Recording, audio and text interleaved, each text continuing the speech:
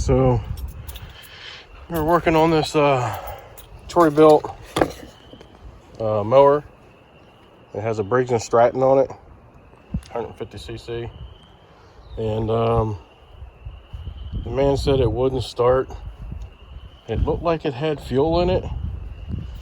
Kind of smelled a little bit like fuel, but it smelled like diluted fuel. So I tried to start it a couple times, and I started at the beginning to see if I had spark, and I had spark. It felt like it had good compression, and worked my way around again to fuel. So I sprayed a little bit of fuel in the carb, and it tried to take off. So I kept doing it a couple times until it actually like fired up and wanted to run. And actually, before I did that, I tested the spark plug also, and while I had it out, I give it a pull, and like a liquid come flying out of the cylinder. And wasn't sure what that was at the time because, well, it just shot way out here in the ground. So after I did that and it acted like it wanted to run, so I started to come around to the fuel tank again, and looked like it was fuel. I couldn't see like water rolling around in the bottom of it, and I understand why now. So when I took the fuel tank off, I separated it from the carburetor, and I dumped it out, and it was probably 90% water. And so I pulled the carb off. It's one of those plastic carbs, and on the bottom of those plastic carbs, they've got this right there, and you just give that like a quarter turn and it comes right out real easy. And the bowl stays in place for you and stuff like that.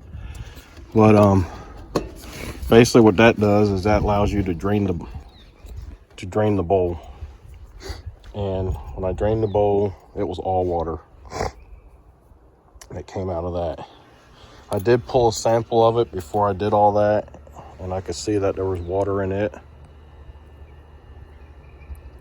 And as you can see, there's so much water in it you can barely differentiate where it's at, but there's very little fuel, lots of water. You can see the line. But so I got the can drained out and blew out with air. I got the carburetor cleaned out, blew out with air, and squirted some fuel through there, kind of swished it around, and then dumped that out. And we're gonna get this put back together, and we're gonna put some good fuel in here. This is the second mower that I've gotten this year that was like that. I don't know where the fuel's coming from, or if the mowers are sitting outside all winter long or something. And I'm not sure what's going on, and it's different people too. It's not the same person. So let's see what we can do here. Set you up right there. I'll try not to get in the way too much. But we're gonna start to reassemble that and try to get fresh fuel in here. So I'm gonna hook the fuel tank back up. Just shove the hose back on. And you have these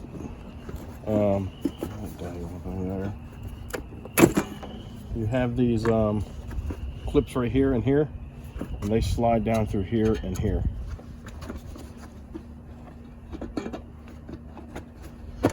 That's what holds that fuel tank into place. Get your clamp back on so you don't have any leaks.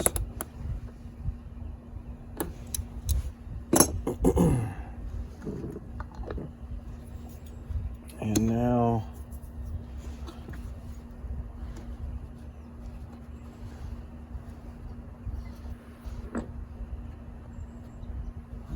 it's like that.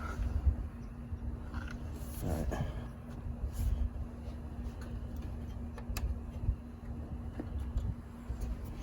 Let's get our breather assembly back into place. Our air filter housing, I should say. Get that back into place.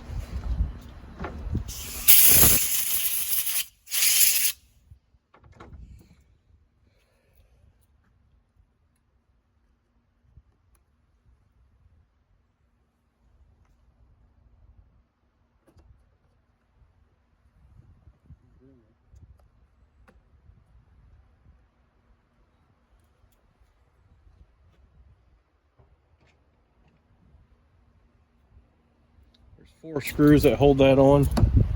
2 of them are a machined metal screw. Has machine threads on it for metal.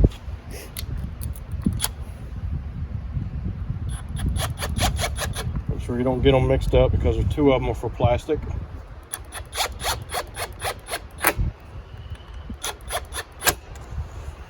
Make sure you put the right ones in the right spot. And you'll mess up your threads.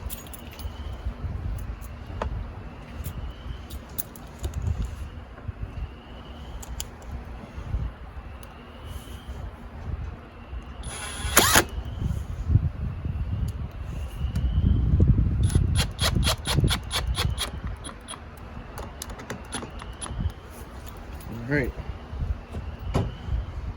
we're going to leave our air filter off for the time being. We're just going to fire this thing up after we get fuel in it, just to see what happens.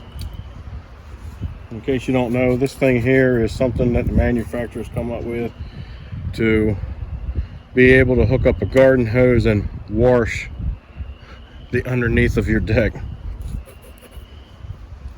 Most people say it doesn't work very well.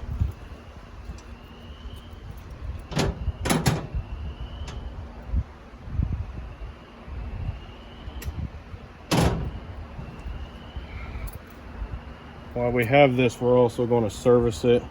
He said he wasn't concerned about the self-propelled, so don't waste any time on that, he said. But he did want me to take care of the air filter, which the air filter still looks brand new.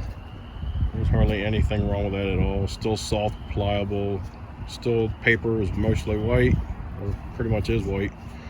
So I'm not going to worry about replacing that. I am going to change the oil for him, and just spark plug has already been changed out. It looks brand new. That might have been his first attempt to try to fix it himself, would be my guess. His spark plug boot, that was ripped on the side here, is blown out, and it's the same thing on the other side. So my thought is that somebody took a pair of pliers and tried to wiggle this off, but you can see there it was all the way through. And then in order for me to get it off, I had to take a knife and skin it off and peel it open because it was stuck on there so hard. But I put a brand new one on there for him, so he shouldn't have any worries about arcing, creating a misfire.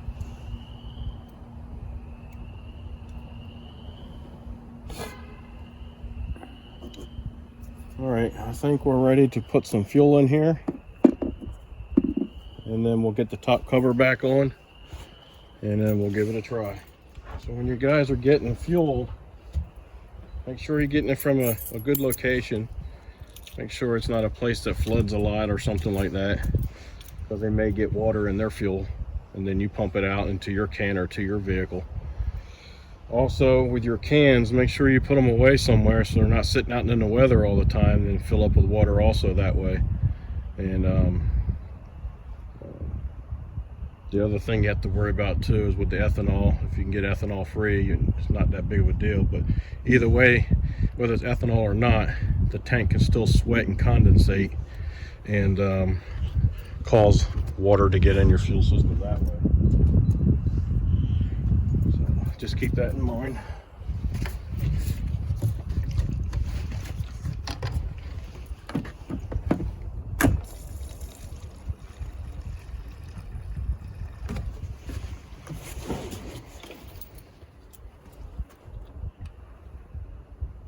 Should be enough.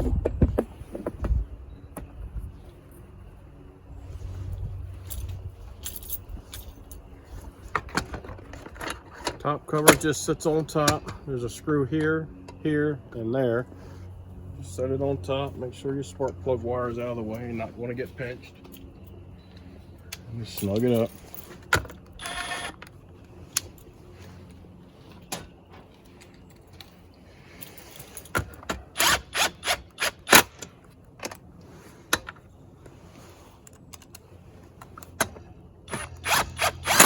Damn it.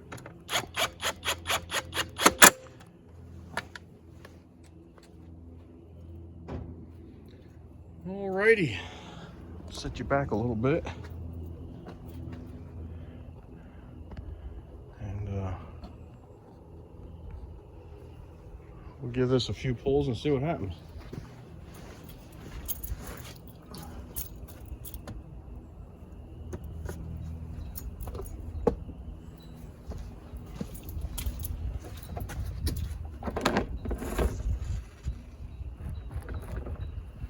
Good sign.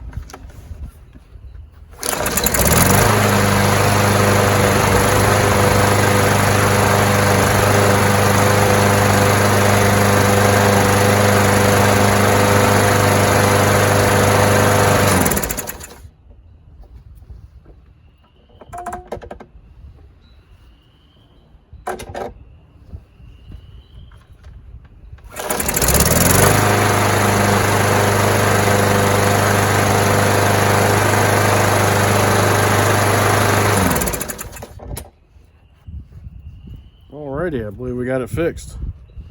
Another case of water in the fuel tank, and they don't like to run too good on water.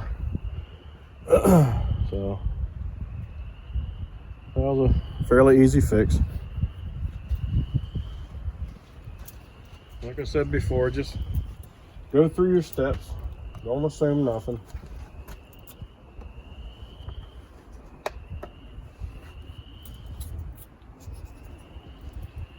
All right.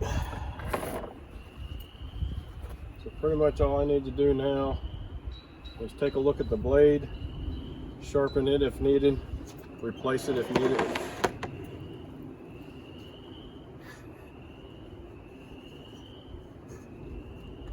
I believe we can get by with sharpening it, and then we'll warm it up and we'll change the oil.